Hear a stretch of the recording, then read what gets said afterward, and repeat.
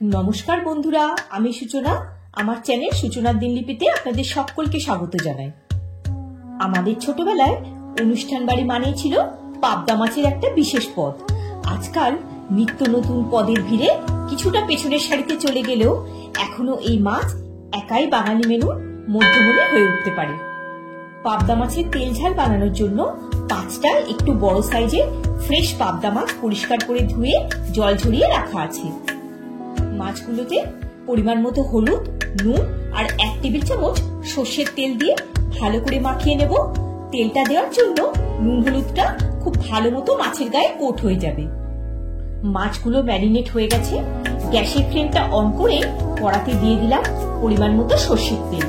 এই পাবদা মাছ যেহেতু আঁশবিহীন মাছ, তাই ভাজার সময় খুব তেল ছিটকায়। তেলটার মধ্যে একটু নুন দিয়ে দিলাম, এতে মাছটা ভেঙেও যাবে না আর কম ছিটকাবে।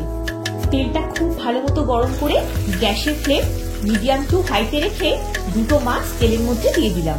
একটা ঢাকা অর্ধেক করে দিয়ে রেখেছি যাতে তেলটা ছিটকে আমার গায়ে না আসে, তবে পুরো ঢাকা দেব না, তাহলে মাছ নরম হয়ে যাবে। একদিকটা ভাজা হয়ে গেছে, টার্ন করে দিলাম। কড়া করে মাছ ভাজবো না, তাহলে টেস্টটা ভালো হবে না। মাছ দুটো ভাজা হয়ে গেছে, একটা পাত্রে তুলে নিলাম।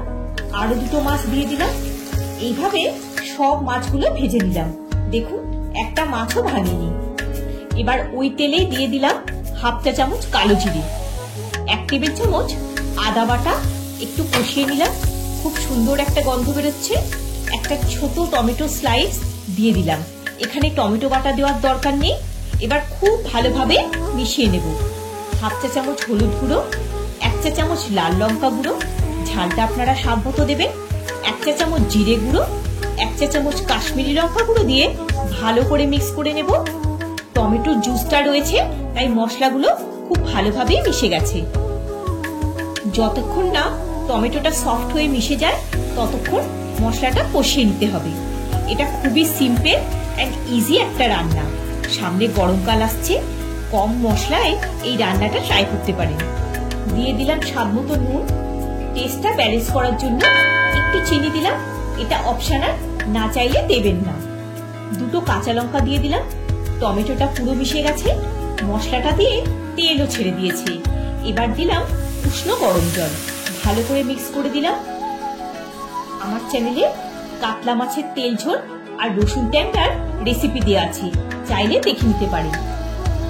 একটা ঢাকা দিয়ে গ্রেভিটাকে একটু ফুটিয়ে নেব। এরপর মাছগুলোকে দিয়ে দেব। গ্রেভিটা একটু ঘন হয়ে গেছে, মাছগুলো একে একে দিয়ে দিলাম। সব মাছগুলো একবার করে টার্ন করে দেব, যাতে দুদিকেই গ্রেভিটা অ্যাবজর্ব করে।